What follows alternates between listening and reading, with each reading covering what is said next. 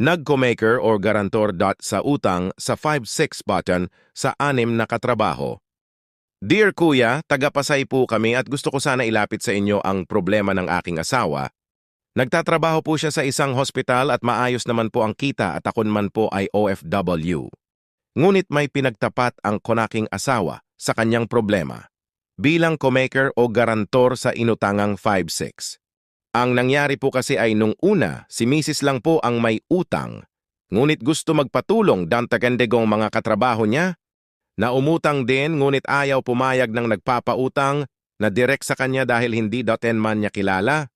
At bagkos si Mrs. ang ginawang co-maker o garantor sa utang, hindi mga katrabaho at umabot ito ang 6 na tao, nung unan man po ay nakakabayad. Sila ngunit nitong mga pahuli na ay hindi na po, kaya si Mrs. bilang personal na kakilala at naging co